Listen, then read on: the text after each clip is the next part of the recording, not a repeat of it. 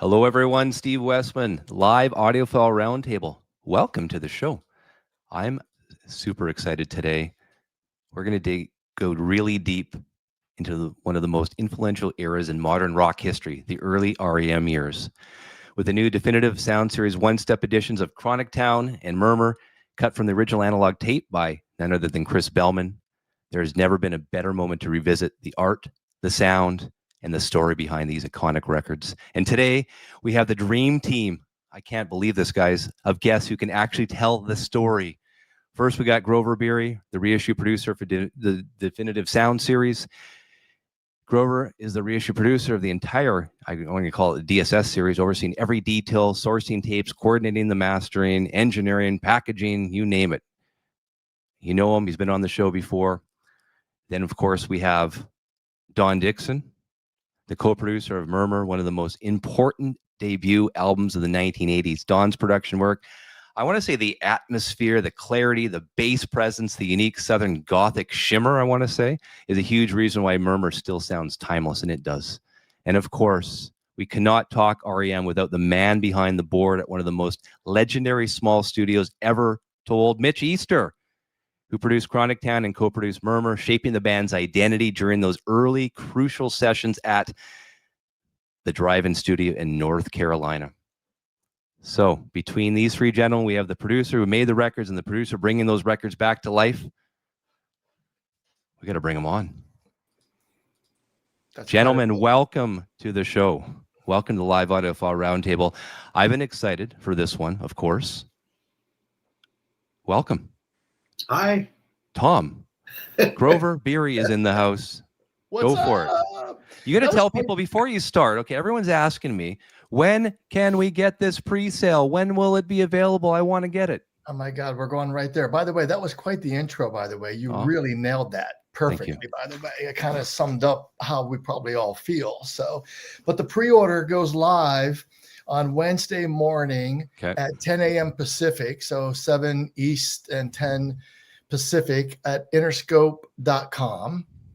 And if you are a fan of acoustic sounds and of Music Direct, they'll have very limited copies as well. But yeah, that's what we're doing. So obviously, when this on Wednesday, when the site flips, you'll be able to find the record super easy. Also, R.E.M. HQ. If you're a big R.E.M. fan, then that's your destination. You can go to R.E.M. HQ as well to get it. So that's where we're going to be doing the pre-order for Chronic Town and Murmur. Yeah. So I've also, people ask me, what time will it be pre-ordered? Ask Grover, Steve, ask Grover. So do we have a time that will be up live? 10 a.m. Pacific Standard Time? East? Okay. 10 o'clock. 10 o'clock Pacific Standard Time. That's amazing. Well, welcome everyone. I've been excited for this right now. I want to jump right into it. I don't know if you want to start, Grover. I've got a bunch of questions for the gentleman. I mean, it's up to you. I think I'd just like to just say a couple things because, R.E.M., these guys were there, friends with those guys in the early days, working on these records, making the magic. I was a broke kid in Pennsylvania,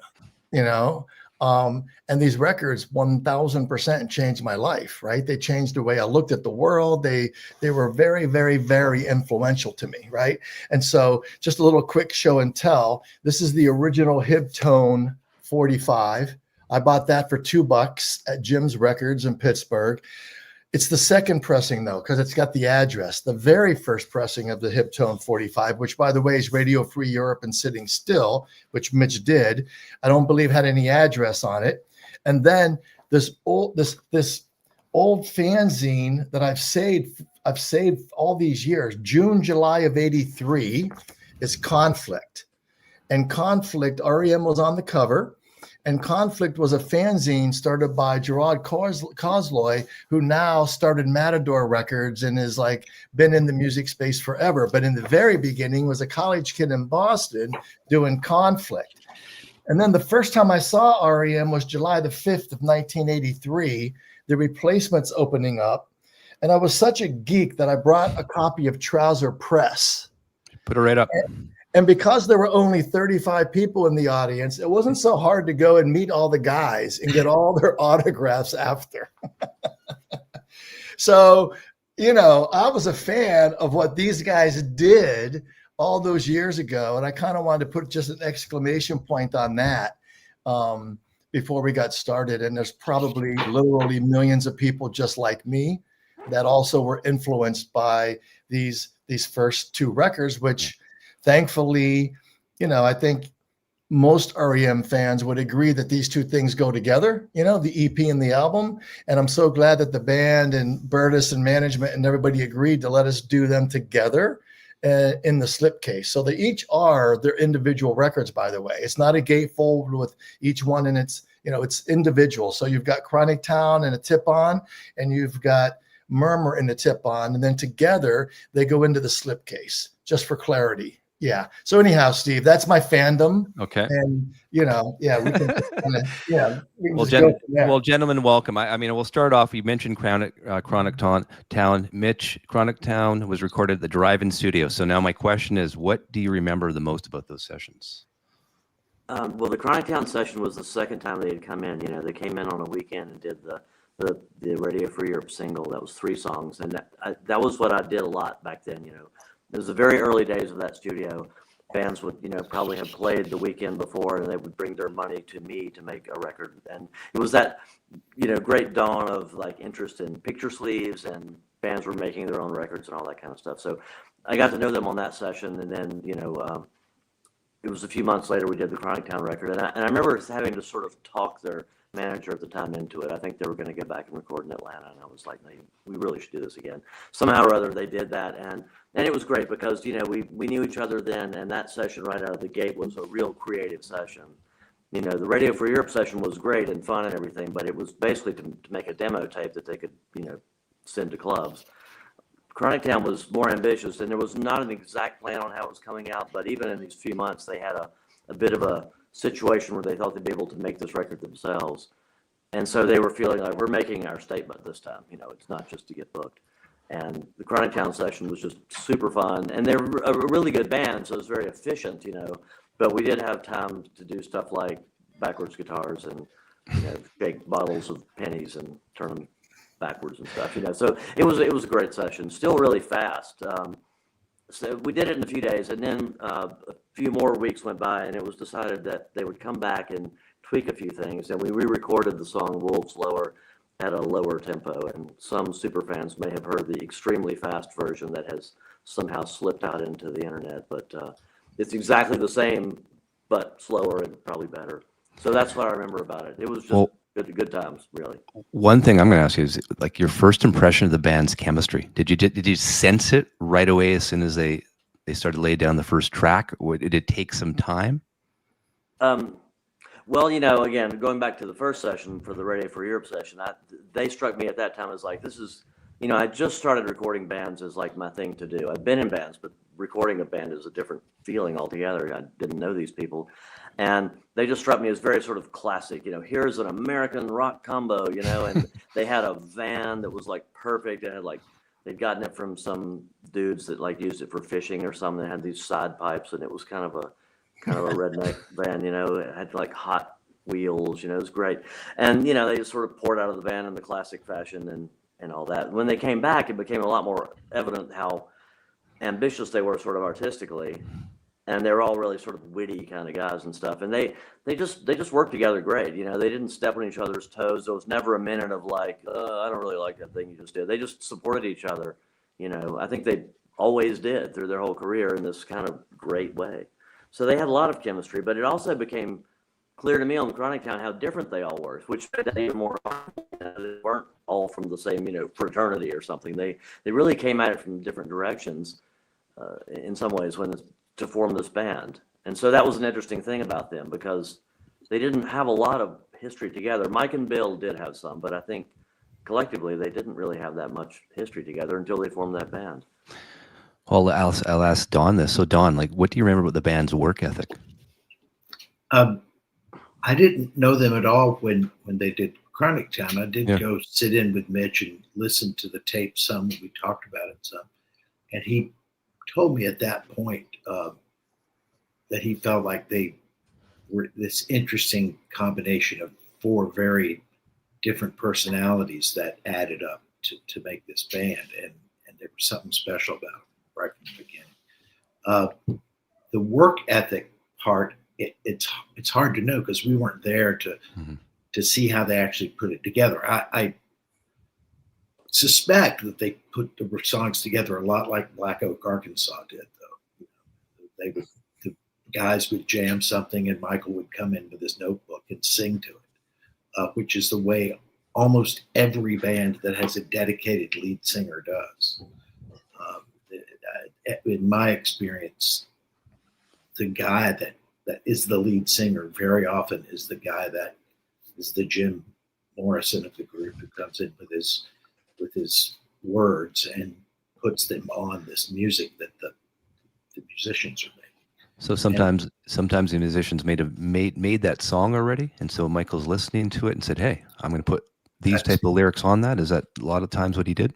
I think that we don't know because we weren't there for the creation of these songs. They didn't write the songs in the studio. We just adjusted them in the studio. But I would suspect that that it was very much like all of these bands. And I'm not joking about Black Oak, Arkansas, because I did work with them a lot while they were writing. One summer for 4 days, I recorded them for 9 hours a day while the band jammed, and then Jim Dandy would come in with his notebook and start singing. And the manager sat there and kept a note of like when something good was happening, so they'd know where to go back to the tape and listen. But 4 full days of this, and I'm sure they got some songs they loved out of it. How did you, Mitch? So how many tracks were you working with then? Was it like an 8-track or 16 track? 16 track. When I started my little place, I wanted to start with 16 tracks, which was at least twice as exciting as 8 tracks. All the little punk rock studios all were 8-track studios, and because of Led Zeppelin 2 and many other records, I love the 8-track format. But by then, I just felt like I needed to have a little jump on the 8-track mentality with this 16-track machine. Two tape, very sexy. So that was the thing I had a little different from some of the other garage studios at that point. So can you walk through a little bit just what was Drive-In and what was the, I think it was at your parents' house maybe, or I don't know the exact details, but to me, it seems remarkable that you were able to capture those sounds even with 16 tracks. Like I just think that these OneStep versions, which we've all heard, you guys all have them, they really are revealing of the music in a way that I've never heard. And I've listened to these records a ton. So, what was the studio like? And was there anything that you recall that was a focus of how you captured it? Because Bill's drums are so incredible, and the bass, I think, was kind of buried on all the versions till now. So anyhow, just walk us through it a little bit. Before I do that, though, Mitch, is that the old studio right there? Yeah, the part on the front, when you look at it, the driveway is coming up to the little section on the right. That's where the studio was. It was a 2-car garage. Wow. The house was probably built in about 1950, thereabouts, and it was a really solid house. It was actually concrete blocks it was bricked over, so it's kind of massive, which was great in some ways, but acoustically that area just could not have been sort of more, shall we say, challenging, because it was just rock hard walls, parallel surfaces, everything about it was wrong, but I was so excited, to just be doing this stuff. It's like, we'll make it work, and we just started doing stuff in there, and I sort of got used to it. But it was hard, but I don't know. You put these microphones really close to a guitar amp, they don't really care where they are. The garage was only a limitation, sort of, because it was multi-track recording. It wasn't the room sound very much. It was mostly close mics. But it is kind of remarkable that, like, Michael did scratch vocals in there about 3 feet from the drum set, which means that, that microphone had a lot of drums in it, and I've heard these later on these tracks that weren't used that were the scratch tracks, and they actually are pretty good. I mean, they show how Michael always sang really well, even in the most ridiculous circumstances. But anyway, I had pretty good equipment. I had those 16-track machines that I had, which were 3M machines, and I had a Quantum console that I bought from Don Dixon himself, and that was a pretty good little pro console, and those two things were high quality. And I bought some pretty good microphones from Wayne Jernigan, who owned Reflection, which is where we did Murmur. So, I tried to, I've been thinking about this stuff for years, like sort of obsessively. So I kind of knew what to buy. I bought as much as I could until the money ran out. And then I started working. And, a good band will just sort of sound good unless you go to great lengths to ruin it. And it was, and I managed to not ruin it, and the great thing about this house is it was a little bit isolated. So on the Chronic Town session, because we could, and because we had this cavalier attitude that was great, there are some tracks on that record where Michael sang outside at night, we just ran the wires out the window and he stood out in the grass and sang, and so there's a bit of that on Chronic Town, that you maybe can't hear, but maybe spirit of that. So, that was the good thing about this garage studio. If we'd been like in a commercial area, there would have been traffic noise or something like that. But it was just in some ways, there probably have been thousands of these kind of garage studios in North America over the years. But this one managed to somehow cross paths with some really good bands. And so I worked in there for 13 years, which is ridiculous. Wow. That's crazy. So it was a great studio, though. It was really got great sounds, had a great vibe. His mother was this incredible human being that made everyone feel welcome and happy. And it wasn't just the garage. There was also another room that allowed it to be bigger than just a double garage. Yeah, I should say the 2-car garage had, before my parents got the house, it had been turned into a 1-car garage and a children's bedroom. And then a utility room. So the children's bedroom became the control room. We just took out the furniture, and the utility room, which had like this big oil tank in it and stuff, was our sort of amp room, And we also used the back porch, which had a hard floor, as our sort of reverb chamber, which it wasn't really reverb, but it was a bit of ambience. We could send stuff out to that area with the speaker and then mic that back into the mix. And I don't know if we were doing that in the Chronic Town era, but we could have done that. And then we could also kind of ooze into the kitchen a little bit and sing in there because it kind of had a sound. So the studio was in the garage with a little bit of tendrils, in and out. So any recording or mixing choices that define the EP that you remember? No, just turn on everything and hook it up and start moving faders and knobs. I don't think there was a lot. These things weren't like these sort of, very linear, kind of sessions where you get the songs, you discuss the songs, and you did pre-production, all that kind of stuff. They showed up in that same green van, I believe, and just started recording, and I'm just doing my thing and they're doing their thing. It really was like that. I don't think there was a lot of, I can kind of remember what we had because we didn't have that much, but as far as these sort of like planned out techniques or anything, no, I just sort of tried to make it sound good. I was real excited by the time of Chronic Town because I had a proper plate reverb, and so we had a really nice reverb capacity all of a sudden, which I do think makes that record sound good. But it's small sounding because of the smallness of the space and the close miking, and I think in a way it's cool for those songs because you just hear them. You don't hear hoo-ha around them very much. You pretty much, it's very documentary in a way. It's documentary plus overdubs, documentary plus backwards guitars, but it's still sonically kind of straightforward, and I think it serves those songs. Actually, it's sort of like their jazz record. It's not produced in that rock and roll way exactly. It's more just sort of just captured. And a lot of it was live. A lot of it was them playing together and singing too, and all that happening at once. So being live, was there any songs maybe that changed significantly during the recording process in that time period, or is it pretty much they just brought these in and sort of tweaked it? I have to say the latter. There were a couple of false starts. That song 9 to 9 that's on Murmur was attempted during the Chronic Town sessions, but that's such a weird song. And to this day, I'm not sure they all knew where the one was. It's a very strange song, but somehow on Murmur, they all stopped and started at the same time. But the version that is on the tape from the Chronic Town thing is they're not all stopping and starting at the same time. And they eventually just like, okay, we're not going to do this one, But the rest of them, I think the ones like you know, they had a lot of songs back then with these middle parts that were like these crazy sound collages, and those really happened during the sessions. But the songs, you know, were pretty worked out. I mean, I'm sure I said something like, you should double the chorus with a fuzzier tone or something like that, but it was pretty straightforward. Did you have any idea at the time? I mean, you knew they were a very accomplished band even then, right? They were obviously, you can just listen and know they knew their shit or whatnot. But I guess there was probably no inkling that you were sort of creating some version of modern rock history or alternative history. Like, you know, you were going to be working with one of the greatest bands ever.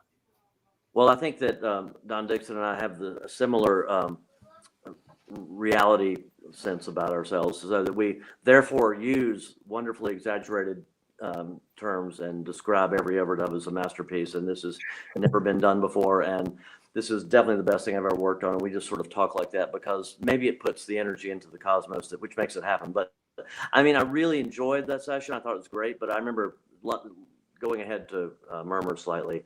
I had the master tapes to take to New York to get mastered at Sterling. And I rode up with this band who was on tour in their van, and I had played them the cassette of what we had done. And I was like, well, what do you guys think of this? You know, and they were just like, loved it. You know, I was like, really? Oh, cool. You know, because we loved it, but you never know who else is going to love it. So the idea that somebody was definitely, okay, this is the one, these guys are going for the top. I think I knew better than to ever think that. I thought that would just jinx it, you know. So I was more comfortable just saying, you guys are amazing, and then just like standing back and just seeing what happened with no expectations. But I did get a little preview because after the very first session, I went down to Athens to see them play for the first time because I'd never seen them play live, and they were opening for XTC at a club right near the end of when XTC was touring, you know. And I saw a thing that I had never seen before, which was an audience that knew the songs, even though they weren't available on a recording. They knew the words, you know. It was like, holy moly, they love them, you know. And they were great, but I'd never seen an audience so, you know, connected with them. And especially since there'd been no promotion, you know, they're just like a local band at that point. And that was cool. So that did make me think, well, maybe, you know. No, yeah, I mean, there were people hanging around. There were girls already hanging around very early on, and in a way that not every alternative, stupid little college band had. You know, it was, and they were polarizing. As Mitch said, you weren't ever sure how somebody was going to respond. I remember one guy coming into the Murmur sessions, and he was like one of these very good musicians who probably thought of himself as, you know, being good enough to be in Toto, and he might have been almost good enough to be in Toto, who just thought it was horrible. You know, he just didn't get it at all. It's like, he said, what do you call this shit? What do you call this? And I said, well, I think they call it alternative. And he said, alternative to what? Good?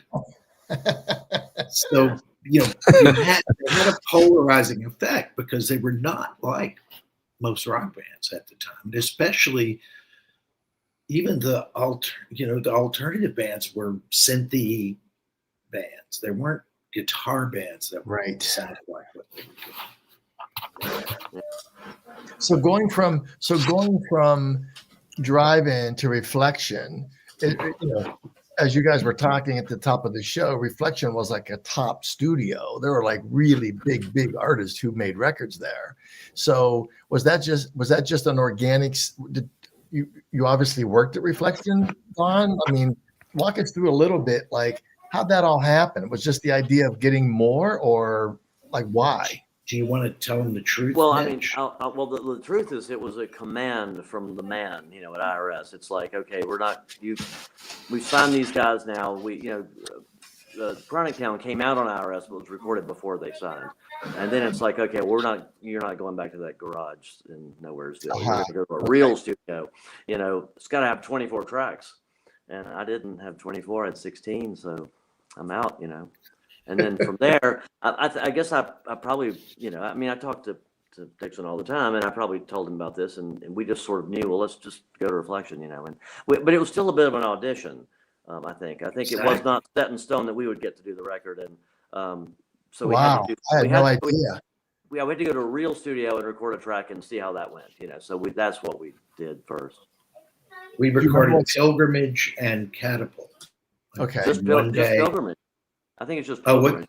But we that was what's great. We tracked it and mixed it and everything in one day, and that's what's on the record too. That's what's on. Yeah. Wow. I really love that mix, and we all did. But that was our audition, and to continue in the sort of, grumpy thread here, but this is just reality. Hey, who cares? They weren't real happy with what we did, but I think the band just prevailed. That was another thing great about them. They were very willful in a sort of wise way. They would not do something they didn't want to do, and they felt good about that thing. And so now we're going to work with these guys. By the way, they were like that their entire career. Yeah. Oh, I think so. Yeah, no question. The times that I was told no to things that made total sense, like I'll never forget. Right. Well, it's there, but Mitch asked me to help him, which I was delighted to, because I really liked what they were doing. And but I was definitely sort of the weird old guy, the old guy who was kind of dragged into to I don't know, be the monitor, the class, like the RA in a dorm or something. Yeah, totally. That's totally. But Mitch and I had worked a lot at Reflection. I'd worked at Reflection in a couple of different locations, and one different location. And Mitch had come down and done things with me there, and he was familiar with the studio, and we knew we could continue what he had started there without too much interference. I think the biggest problem with IRS is they wanted something that seemed more like current modern rock in 1983, which was Bananarama and bands like that, but R.E.M. understood that we were maintaining sort of what they did, just putting a little juice on it. When you think about it, the fact that they had those instincts as such a young band, which prevailed for their entire career. I mean, there aren't that many bands that ended up playing stadiums around the world that remained entirely authentic to themselves, and they really, the fact that they were all co-songwriters on everything. I mean, there's so many things about them that allowed that to sort of persevere. And also, their sort of DIY ethic from the beginning, and how many other bands picked up guitars because of them. It's kind of like the Velvet Underground records, right? Didn't sell much when they came out and inspired generations, right? It's kind of, R.E.M's a little like that, right? Where so many people were inspired, but then they got very, very big. And I mean, think about not making videos, how they made, I mean, you could just go on in those early days. And I didn't really realize that there was maybe not struggle, but certainly IRS label sort of aspirations versus the band. And once again, the band won, thankfully. Right?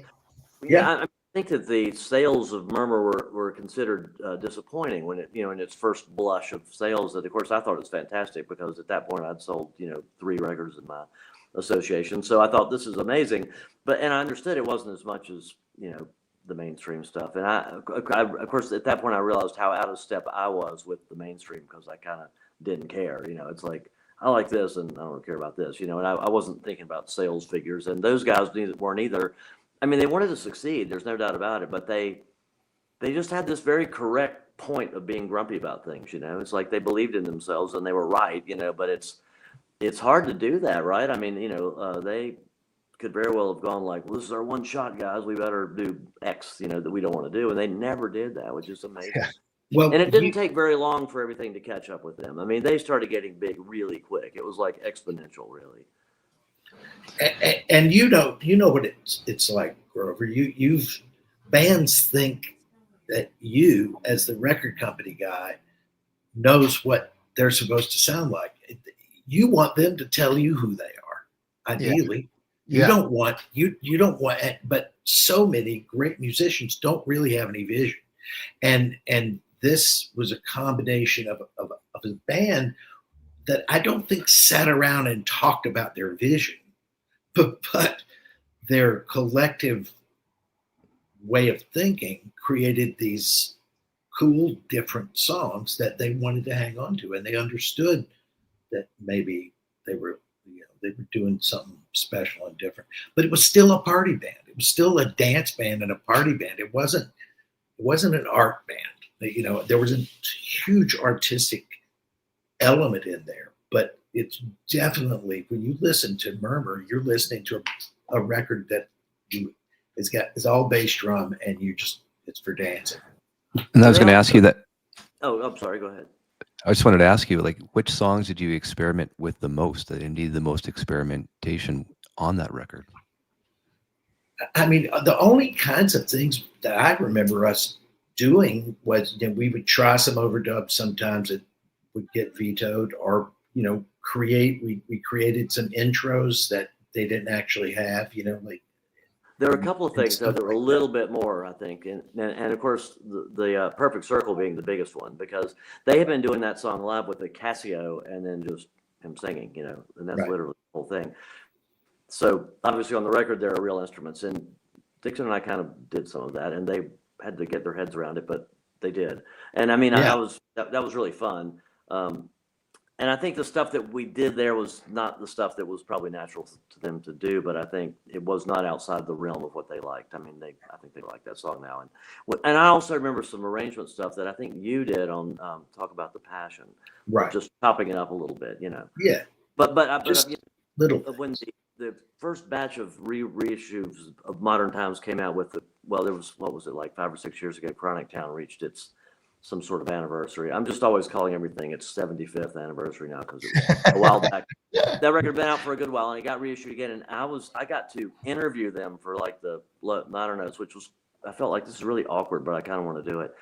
And what really emerged from those interviews is that they were also really deliberate, but just sort of about being good, and they had different things to describe it, which was great, but it was clear that they all thought that the way to do this is to work and throw away a lot of stuff. And I think that's what you hear. I mean, I think they just got a lot better kind of fast in every way. Just from that sort of, so going back to the work ethic, I don't really know how many hours that was, but I think their attitude was that way. And I loved it. Like Michael told me, like, okay, I'm the singer in this band now, so I've got to think about Elvis. And this was not a joke. I mean, I think he thought Elvis has got a lot to teach me, and he did some thinking about Elvis. They did this kind of stuff that wasn't like necessarily the straight path to, number one, but it was a straight path to them being satisfied with what they were doing. They just wanted to think it was real good. I think Elvis shows up mostly on Stumble. I sometimes find myself like hearing, like if it's on in my office, in my listening room, but I'm out in like the warehouse and I hear that, I come in and I'm like, oh, like he's channeling, I never thought that my whole life until the OneStep. When I've been listening to the OneStep, I think it's just, I don't know, it's funny that you say that, because I actually have been thinking that the last week or two listening, I have a question. Did you guys ever ask yourselves, like, you can't understand a word this guy says, like this is going to be a problem? Mitch, would you like to speak first? He might be frozen. Oh, Mitch might be frozen. Yeah, I will say that I don't care what he's saying. I never have cared what anybody was saying. Some songs, the words are more important than others. Came back. Good.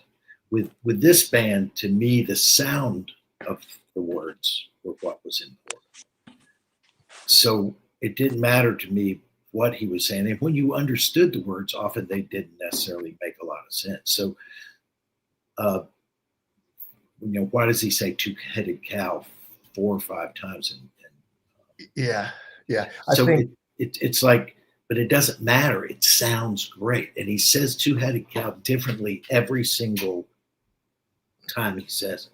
So he's constantly evolving this one kind of verse in almost every song, especially early on. I think he started worrying about what he was saying and what it actually meant later. But I think the sound of what he was saying was what was important. was not interested.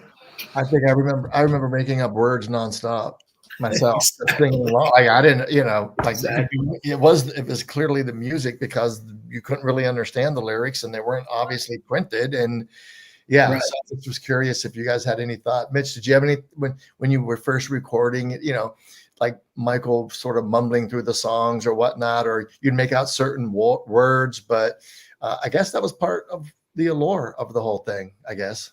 Yeah, I mean, to me, it was kind of like two things. One is that like, yes, these words sound great, and of course, I kind of knew what he was singing because in the studio you can listen in such a way that you do, and plus he'd write them down on pieces of paper. Some people thought that it was all like babbling, which it was not. It was worked out. But I thought it was in the grand tradition of songs that you have no idea what they're saying because it's not like nobody had done this before. But people sort of felt like it had never been done before and freaked out about it, which was really weird. Or people have asked me what was the special equipment we used to make it so you can't tell what he's saying, and I'm like, what are you talking about? It's like I still don't really get that. It's like no matter how hip some of these people thought they were, they sounded like my great grandparents listening to rock music. I just could never. I mean, they're not the most obvious words, and I suppose if you expect obvious rock and roll words about "let's get it on," "hey baby, come on, let's get drunk," then they don't fit that, But I mean, yeah, he was definitely saying two-headed cow or three-headed cow, and I didn't really worry about what it was about. I just thought this is great. I mean, they sort of told me that I think they all kind of agreed that Gardening at Night, nobody knew what that was about, but the rest of the band all seemed to have something to say about what the other ones were about, which seemed believable to me. So in the studio, balancing the bass and the drums, do you guys remember specifically that you did during those sessions? Well, I mean, you like I said, it was a dance band, so it had to be bass drum heavy. It had to rock there. Mike Mills' bass parts were very melodic and sort of contrapuntal. They weren't like, a Stax or a bass lines or Motown bass lines. They're great and really hard and very well played. But it's a dance. It was a rock band with a rock drumming and loud drumming, and especially that first record, I felt like it was important to have. And Mitch had started it with. I mean, that sound is there on Chronic Town. Yeah, I mean, Mitch already had that bass drum heavy approach to stuff. So when you got to Reflection, are there songs that were done only at Reflection, or did you start at the Drive-In and like tell us like how that came about, or was the whole record done at Reflection? Yeah, all of Murmur was done at Reflection except for that Sitting Still song, which we recorded at Reflection and then mixed it and everything, which I kind of forgot about this, and then it just wasn't quite doing it. And then I think the band said, can't we just use the version we did at your place? So that song was from the garage, and I think we mixed it again at Reflection. But we just, when it was time to do Murmur, we went to Reflection. And that's Got it. Okay. Yeah, but I don't even think we did any overdubs on Sitting Still. I think we just remixed it. Yeah. That's right.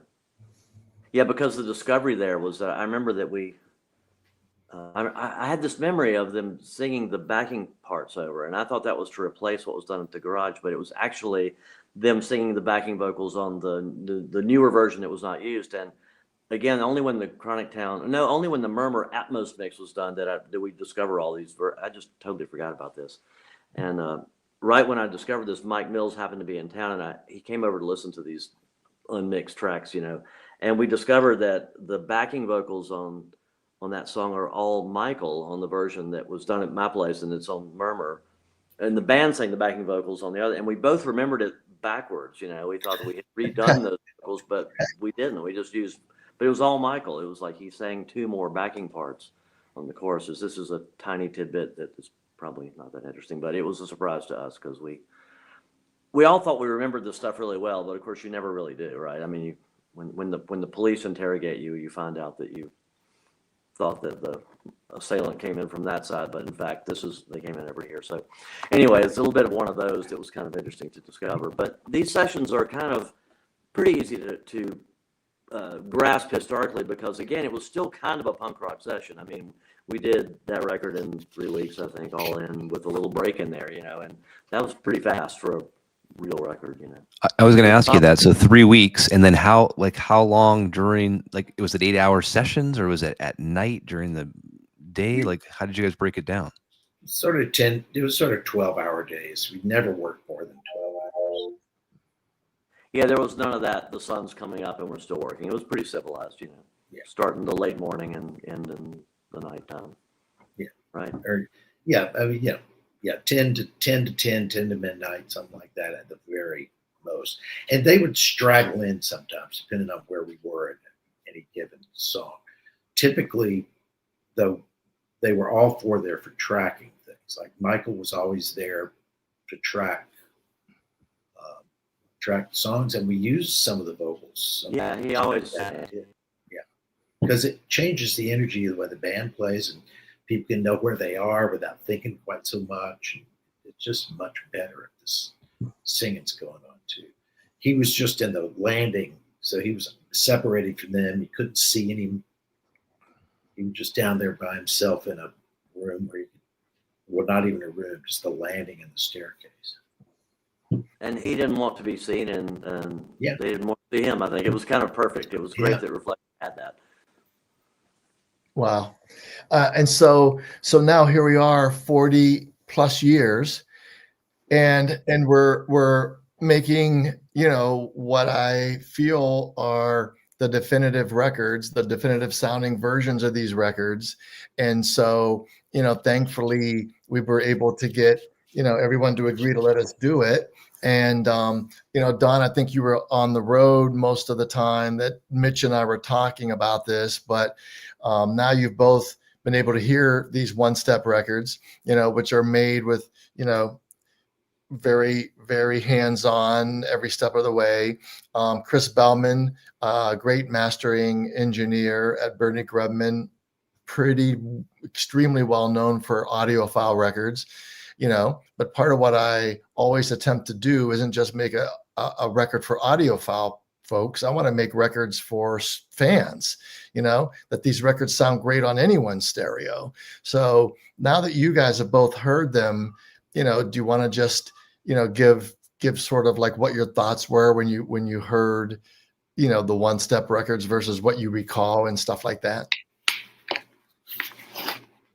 You want to go first, Mr. Reese? Well, I guess I heard it first. I immediately thought, this is real, and I was so happy about that, because there's so much lore about audio, and particularly lore about vinyl, some of which I don't totally subscribe to, and stuff that people assume makes all this difference. I'm like, yeah, I don't know about that. But this, I put it on, and it's like, it's dead quiet. It comes on, and it's like vivid, and it's loud, but it's not stupid loud. It's just like, well, now, and, I had to eventually play my original copy of the record, which of course has been played, but it was striking how much quieter it was and far away sounding. And it wasn't played on the greatest turntables in the world, but it was in okay shape, right? So I think there's no question these things are very impressive, and I have not heard a vinyl format this good before. So it works. Congratulations. So Mitch, from an audiophile perspective, I mean, the OneStep is something that obviously audiophiles really crave, they want. I'm assuming now you'll probably want to go out and buy some more of these OneSteps from other artists at some point, now that you can hear the difference. Yeah, I'm gonna have to sell some guitars and get them all, because. But I mean, yeah, it's amazing. I mean, I will have to see what else is available, because it's fun. I mean, I don't consider myself an audiophile, but I love all that stuff. I love occasionally reading these sort of, cosmic type audio magazines, just to hear what people are thinking about with this stuff. And I mean, there's a huge range of what people listen to, and it's kind of interesting how, what matters to the world.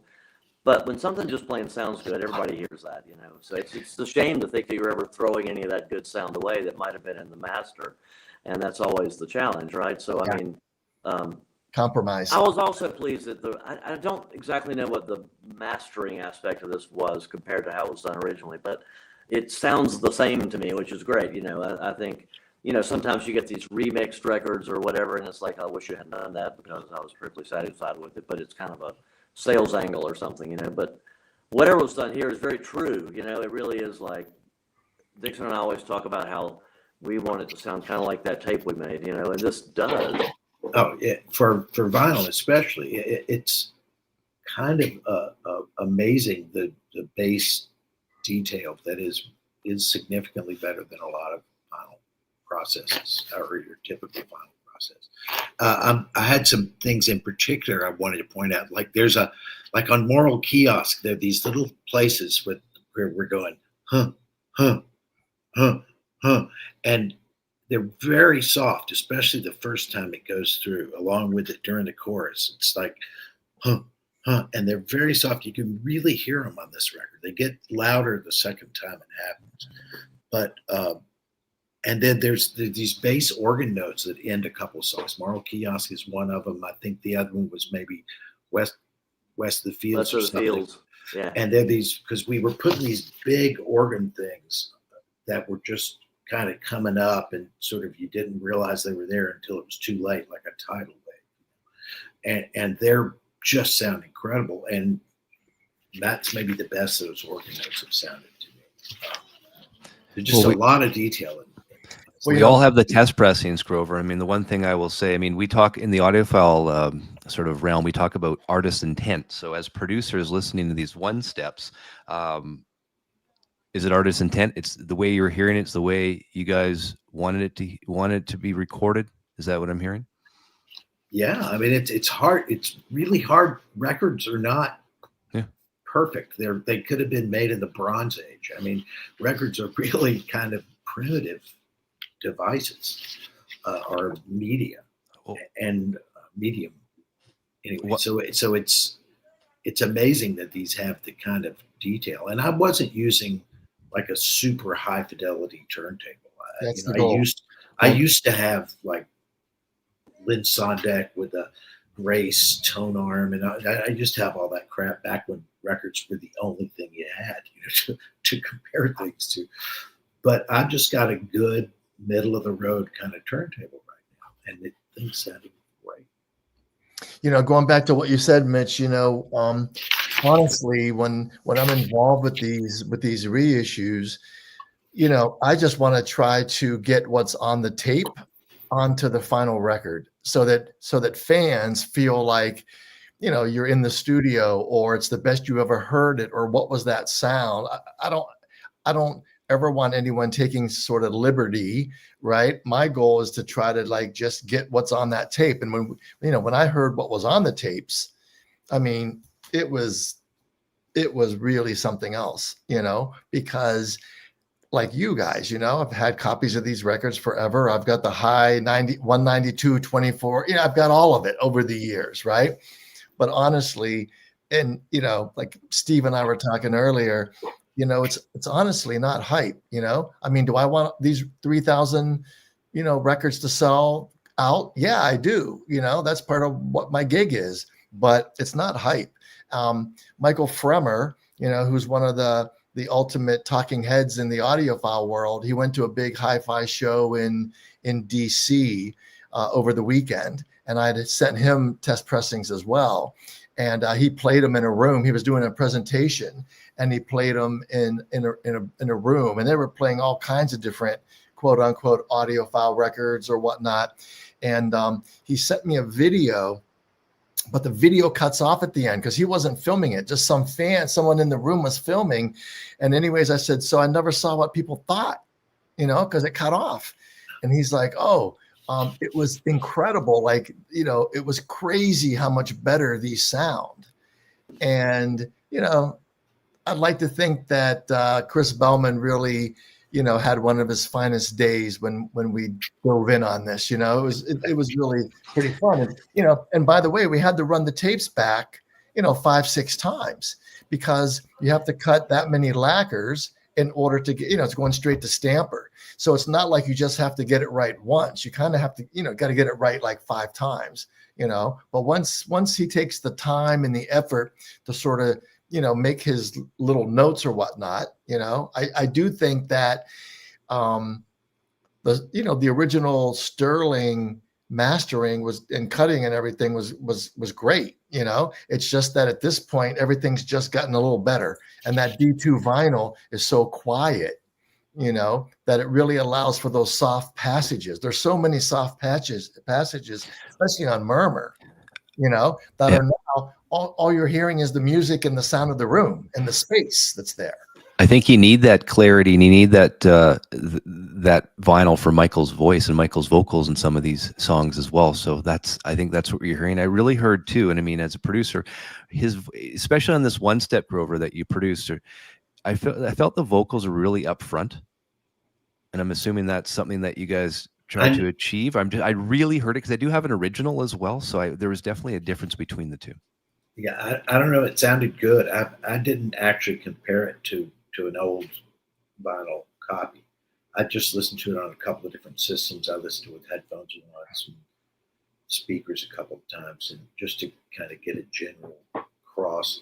I don't know whether you guys remember Dahlquist speakers or not, but I still have a set of Dahlquist, which are this real high-end speaker that was designed and made in Massachusetts back in the 70s, and phase, like timeline phase stuff, and it really sounded great on that. So it really showed up that kind of thing, so and we tried hard. We weren't making a childish record. We were trying to make a good, I'm not sure Audiophile was ever mentioned, but we were trying to make a record that sounded really good. And would last the test of time. Well, I don't give a shit about the test of time. I truly don't. I think that's very over. I think the idea that any kind of stuff is supposed to last is ridiculous. We just don't have any idea what's going to happen.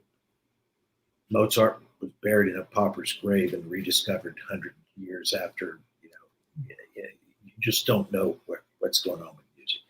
But you want to make something that sounds good for a couple of weeks. That's my goal. So, about the sound of it being good, because I think it was really good. It was kind of not of its time sounding. When we finished it, I thought this is sort of almost 70s in some aspects, which did not bother me a bit. But the 80s were really in your face in the early 80s, and you had to get on board. I mean, I love that stuff too. But their record was kind of, you didn't exactly know when it was made if you didn't know anything about it, which I think has helped it stand the steps of time a little bit, because a lot of that stuff is out of fashion now, but it will be back in fashion probably. But that's an interesting aspect of that record, I think. And I think that's probably one of the things, like you alluded to earlier, that worried IRS a little bit. Like, how are we going to sell this record that doesn't scream 1983 or whatever year it was, because obviously that's the easiest way to get on the radio, right, if you sort of fit in. But it does sound great. I mean, it is a good sound that does not get on my nerves now, which is great, because some records that I worked on around the same time, because of the kind of band or whatever, I think, yeah, maybe not so much inverse room on that would have been nice. But, whatever. I mean, but when the people speak, it's worth listening to it. And the people certainly spoke about those records in this amazingly gratifying way that was so gratifying and so strong, that it still kind of amazes me. And it also reminds me of how great it is when this happens. The band is inspired by it, the audience is inspired, the shows are great, it makes the records great, everything works. So I think that's, to me, always a stirring thing about the R.E.M. story, how everything kind of worked, for their whole career. There's so many factors there, but of course, without our peerless production, who knows what would have happened. So 1983, I mean, think about this. I mean, some of the big radio plays of the day would be The Police, right? They had the Synchronicity album, So Every Breath You Take. I mean, these are the type of songs, just so people know of the time. I was 10, 11 years old. That was the stuff that was being played. And then this Murmur record comes out, and it was obviously a lot different than it was like what we're listening to, right? I think Human League was big, like that synth, like you were saying earlier. It's a different sound. Like the synth stuff was big, Yeah, it was. And drum machines had come in and begun to make a real impact on records at that point, especially anything that was party and dance oriented, like R.E.M. was. So, they But were a real band. Yeah, R.E.M. was also punk as well as dance. So they totally. covered.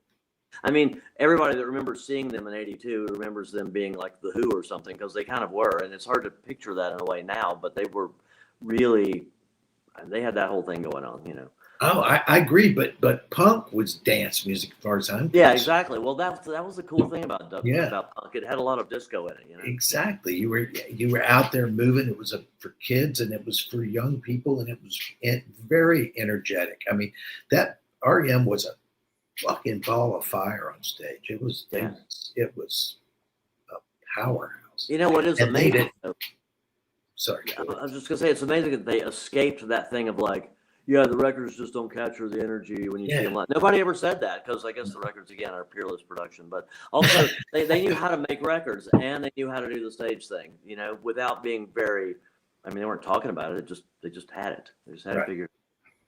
They had it. So Grover, tell the folks where we can pick this record up on Wednesday. And you said at the top, 10 a.m. Pacific Standard Time on which website? So the main R.E.M. HQ. Which is the band. Interscope now controls IRS, A&M, etc. So interscope.com, and Acoustic Sounds and Music Direct. If everything goes as planned, they'll also have it at 10 o'clock on Wednesday until they don't, and we are going to limit it in the beginning of one copy per customer, because we do feel, we just have confidence in these records, and we'll see how it all plays out. But it's extremely it's been really well received. Steve, I know you talked about it over the weekend. We talked about it when I was here a couple of weeks ago. There's interest in hearing these records, and I think the thing that's going to be the absolute joy is when people actually hear them, when some fan like ourselves is going to be able to actually put the record on and then realize what we're talking about. I want to see it. Yeah, I want to see the packaging. Yeah, the package is great. Yeah. Is that the current? So that's a slip case. Okay. So both covers on the slip case. You'll notice that on the back, the songs are actually in order, right? Which is different than the back of the albums, or the way that they are from the original. And basically what that is, you can't really see it, but there's the DSS logo that's UV treated, and so it kind of pops a little bit off. And the slip cases are, they're uniquely designed. You'll notice, by the way, maybe you guys didn't know this, but I mean, the Chronic Town cover has been all different shades of blue over the years. I saw one in a store a month ago, and it was horrifying how sort of fluorescent blue it was. So we really tried to get it back to the original, and then each of the records will, be the way that they were. There was no insert with Chronic Town, but there was the insert with Murmur. And so that'll be in there. We used as thin a paper as we could, because that's kind of what it was. And so they're authentic reissues from the design aspect, the labels, or this, we used the Gargle label, which came and went pretty quickly, because I think what happened is they started making more and more. So they switched to the IRS logo, which is what Murmur was. But we did use the Gargle label. So they're pretty authentic, and they'll fit into that slip case. So when they're sitting on your shelf, you'll see on one side, R.E.M. and Chronic Town, Murmur, DSS 10 actually, and then the other side is open, so you just see the actual spine of the records. Pretty cool. So Grover, limited to 3,000. Pre-order Wednesday, 10 a.m. Pacific Standard Time, and numbered, of course. Numbered. How much? We didn't talk about price. $124.98, so $125 for both records. Yeah. So I think that there was a couple asking. There was a couple asking, why did you press 5,000, Grover? Why only 3?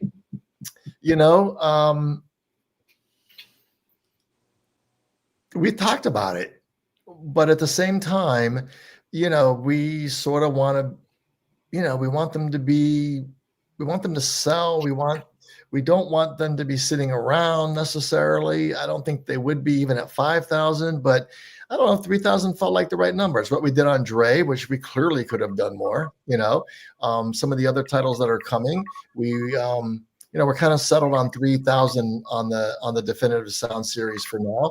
By the way, it doesn't mean that we can't also take this quality, the master and the music, and continue making it available. We just won't do the beautiful slipcase, the numbering, the foil stamping. Every little detail to this thing is tender loving care for sure. Even the color of the foil for the numbers, we hemmed and hawed over the color. It's kind of fun.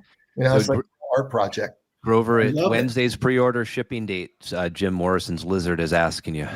The Lizard. Hopefully before December 10th, but I think we're using December 10th as the ship date. But we're all hustling, to get these done as quickly as we can, obviously. So hopefully maybe the beginning of December even, but it's looming. Well, I'm excited for it. Gentlemen, would you like to stay a little bit longer? Because I want to get the fans or viewers a little bit interactive and maybe ask both of you guys a few questions before we wrap this up. Would that be cool with both of you? Yeah, sure. Yeah. Okay.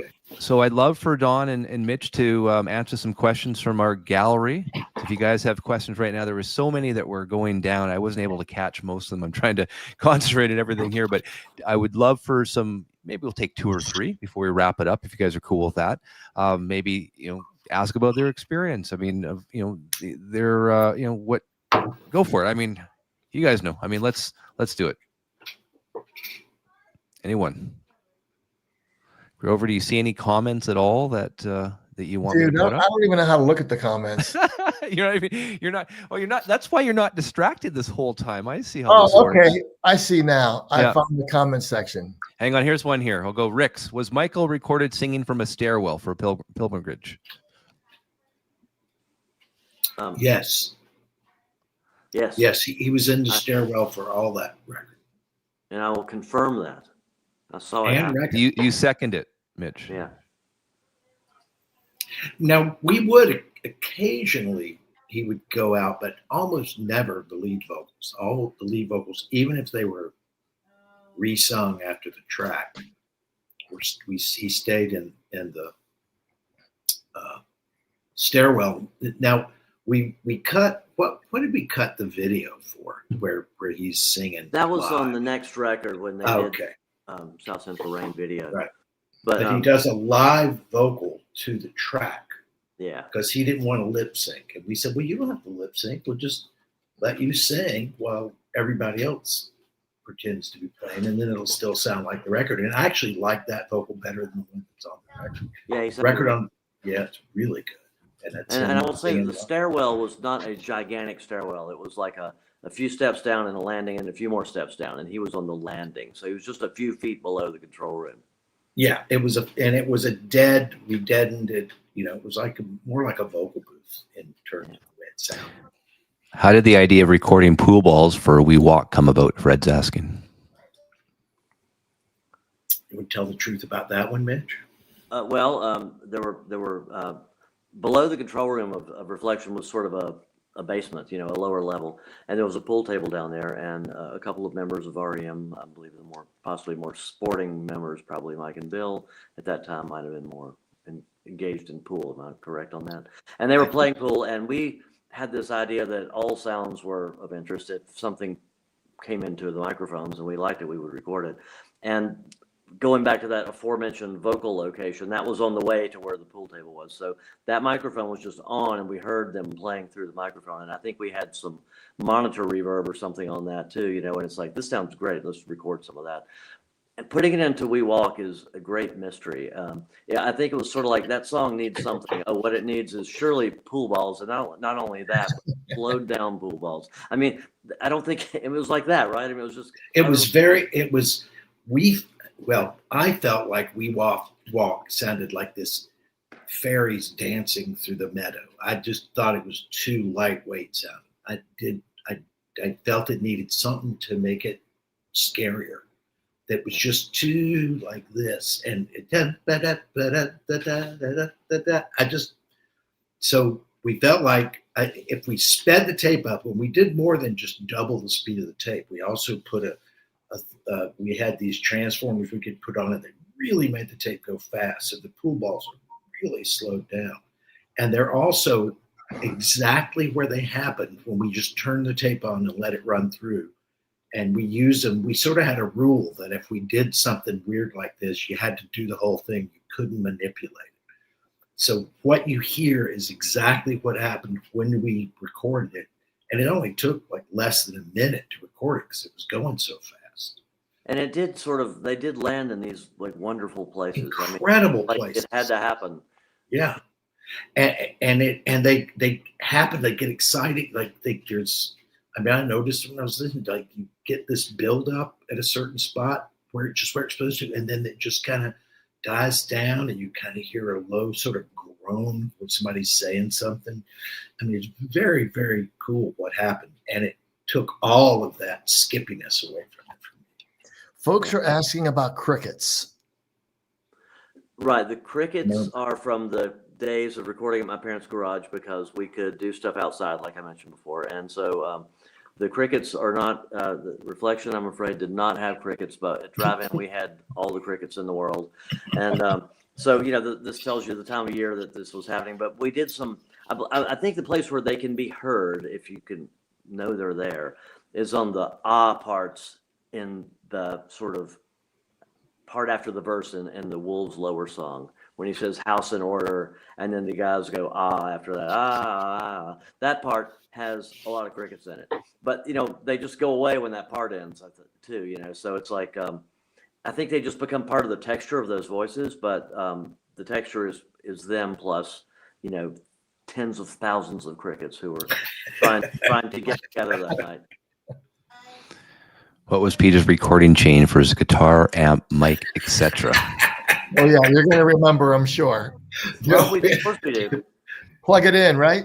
Well, I mean, on Chronic Town, it was Peter's Rickenbacker guitar and his twin reverb amp and an Electro Voice 635 microphone into the Quantum console, and I must have compressed it with the Allison Gain Brains because I think that's the only compressors I had.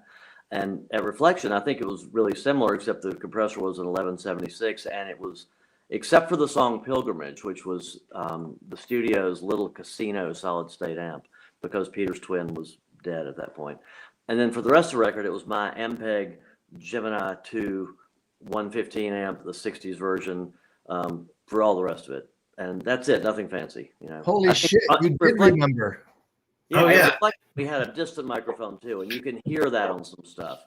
Like the intro to Is It West of the Fields, it's got this real reverby sound, but it's not reverb, it's the room at Reflection with reverb, with a compression. Which is a big room. So big the room. Reflection is a big place. And so you could do all kinds of stuff like that. That's truly stunning that you could remember that so instantly. 40 plus years ago, Grover. I can't remember what I had for lunch yesterday. That's we impressive. had a little bit of an Electro Voice 635 fetish, because they're such good microphones and they're really cheap. And I'm sitting from like inches away from some right now. Let me just show this. Fantastic microphones. First, okay, guitar especially. I don't know if anybody can see this. This could be the 635 on. Put it straight up by your face. I have you full screen. There you go. Okay. Wait, what you said that it could be the actual mic? I mean, I've got 2 or 3 of them, so I don't know. They all look like this, but this could be the one on Chronic Town, right? So, I mean, it can be yours for $2 million. Because they're very consistent microphones. You could buy one today, and it's just as good as they ever were. They're just wonderful. We love them. You see Howard Cosell interviewing Muhammad Ali with that microphone all the time. Totally. Yeah. Okay. These microphones are so good that's what they use in the Tower of Big Ben in London to amplify those bells. Right. They actually have something like 10 of them up there. Yeah. And they pick those things up and make them louder with the amplification. And this is the microphone they chose because they're indestructible. So, Mitch, we're going to do the bidding right here in the live Audiophile Roundtable. We'll start the opening bid at $2 million. Anyone? I've got one too.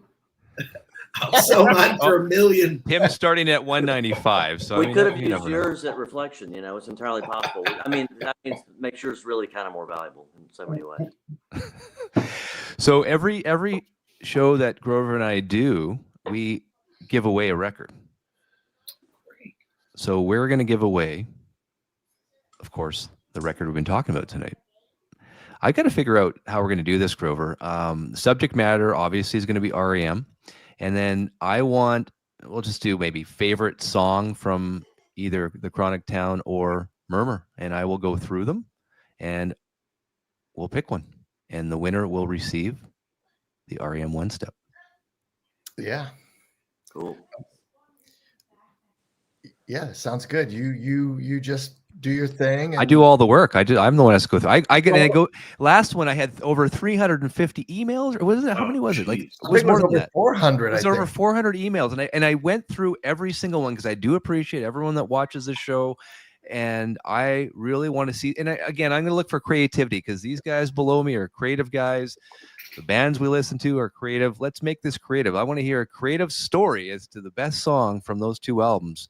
And maybe why, and maybe you can set it up to a life event, a life story, something that you remember that is so close to you because of these records. I mean, let's get some creative juices flowing here. That's for sure. Gentlemen, it's been a pleasure. I am blown away by your memories of 40 plus years ago. Like I said, I can't remember what I had for dinner tonight. So I'm just like, it's unbelievable, Mitch, unbelievable, Don. So thank you so much. I'd love for you guys to come on again. I'm hoping to, Grover, I mean, no pressure. Maybe we have more R.E.M. records at some point. That would be awesome. That would be awesome. I mean, we've had preliminary conversations about Reckoning, but it's too early to say, but that logically would be the next one. And I mean, I just can't even imagine what that might sound like on a OneStep. You're killing me already. Oh my God. It's such a great, those first 5 records are really just mind blowing good. But particularly, I think when you think of South Central Rain, Harbor, some of those tracks. Oh my goodness. 7 Chinese. Yeah. Get it done, Grover. We're counting on you. Fingers crossed. Anyways, thanks you guys. Yeah, and enter the contest. Email me, stevewestman@rocketmail.com. You guys know already. And then subject matter R.E.M., favorite song and why. And I want to see some creativity.